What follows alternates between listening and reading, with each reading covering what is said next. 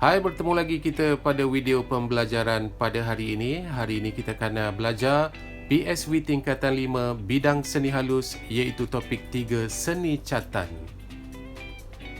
Terdapat 3 perkara utama yang akan kita belajar di dalam tajuk ini iaitu yang pertama mengetahui dan memahami aliran catan yang ada, yang kedua memahami ciri-ciri setiap aliran catan dan yang ketiga mengenali tokoh seni setiap catan aliran barat.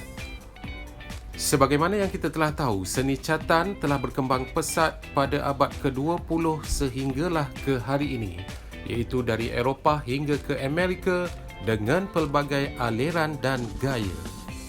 Terdapat 7 aliran seni catan iaitu yang pertama Fauvism, yang kedua Expressionism, yang ketiga Cubism, yang keempat Surrealism, yang kelima Expressionism Abstract, yang keenam seni pop dan yang ketujuh seni op.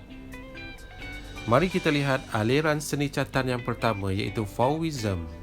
Aliran ini menolak idea peniruan terhadap alam iaitu warna-warna yang digunakan tidak terikat dengan warna alam. Kesan penggunaan berus juga tidak rata dan menggunakan garisan yang sederhana. Pelukis aliran ini menggunakan warna penggenap yang agak ketara dan menghasilkan kesan kasar dan bercanggah. Hasil catan aliran ini juga digambarkan secara emotif dan imaginatif. Terdapat juga karya berdasarkan seni primitif Afrika, Pro-Columbia, Amerika dan Oceania. Antara contoh artis aliran Fauvism ialah Henri Matisse dan André Derain. Aliran yang kedua ialah aliran Expressionism yang berkembang di Jerman sekitar abad ke-19 dan awal abad ke-20. Aliran ini diasaskan oleh Ernst Ludwig Kirchner, Erich Heckel dan Carl Schmidt Horthluf. Pelukis aliran ini berusaha mewujudkan pengalaman emosional. Mereka juga banyak menggunakan warna-warna terang dan dramatik. Aliran ini juga menghasilkan karya manifestasi perasaan dan keresahan emosi pelukis pada masa tersebut. Hasil karya menggambarkan luahan perasaan secara spontan dan bebas. Mereka juga banyak menggunakan hal benda yang diubah bentuk ataupun dilebih-lebihkan. Imej yang dipaparkan juga kadang-kala tidak jelas. Mereka juga menolak peniruan terhadap alam. Antara contoh artis pada aliran ini ialah Ernst Ludwig Kirchner dan Carl Schmidt Horthluf. Aliran seni catan yang ketiga ialah Cubism. Aliran ini sangat berpengaruh pada abad ke-20. Istilah Cubism merujuk kepada gaya abstrak geometri. Pelopornya ialah Pablo Picasso dan George Braque. Aliran ini tidak terikat dengan tradisi catan. Mereka banyak menggunakan bentuk dan satah dan bentuk geometri. Penggunaan warna juga terang dan mempunyai perspektif. Pelukis mengubah bentuk sebenar objek kepada bentuk geometri. Pelukis pada aliran ini banyak menggunakan objek-objek haiwan, manusia dengan latar belakang semula jadi atau bangunan. Contoh artis aliran ini ialah Pablo Picasso dan George Braque. Seterusnya kita lihat aliran seni catan Surrealism. Aliran ini merupakan aliran terpenting di Paris pada tahun 1920-an. Aliran ini menggambarkan hal benda dan situasi seperti dalam mimpi atau alam bawah sedar manusia. Gaya aliran seni ini terbahagi kepada dua iaitu abstrak dan figuratif. Pelukis aliran ini jarang menggunakan rupa geometri. Mereka melebihkan kepada kesan emosi daripada bentuk organik sama ada nyata atau secara imajinasi.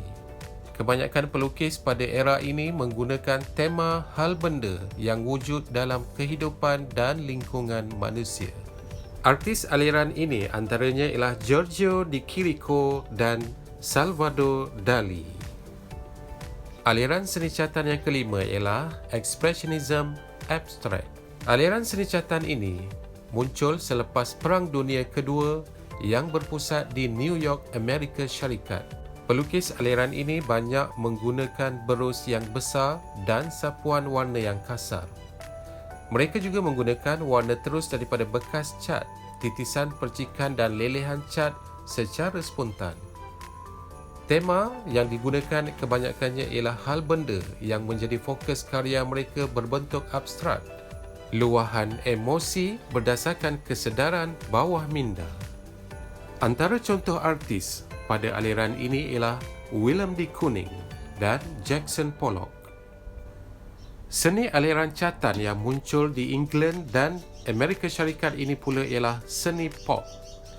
Aliran ini muncul sekitar tahun 1950-an yang dianggap sebagai reaksi kepada aliran Expressionism abstrak. Aliran ini banyak menggunakan warna-warna primer, kontras dan terang. Mereka juga banyak menghasilkan karya dengan menggunakan teks yang besar serta sapuan berus yang tebal. Sumber tema aliran ini diperolehi daripada budaya popular dan dunia pengiklanan. Selain itu, imej biasa budaya popular seperti billboard, komik daripada lukisan, pengiklanan, majalah dan produk pasaraya. Antara artis pelopor pada aliran ini ialah Robert Rauschenberg dan Roy Lichtenstein. Aliran seni catan yang ketujuh ialah seni op. Aliran ini merupakan singkatan daripada perkataan seni optikal. Aliran ini berkembang di Amerika Syarikat sekitar tahun 1960-an yang juga dianggap sebagai reaksi kepada action painting. Karya pada aliran ini menggunakan garisan, warna dan bentuk dengan cermat untuk mendapatkan kesan yang maksimum.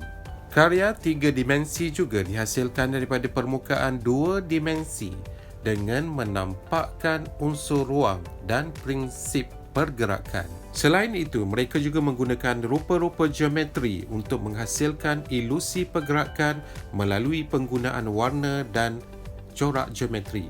Kebanyakan hasil karya daripada aliran ini menampakkan kesan ilusi penglihatan. Antara artis pada aliran ini ialah Victor Vasarely dan Bridget Riley.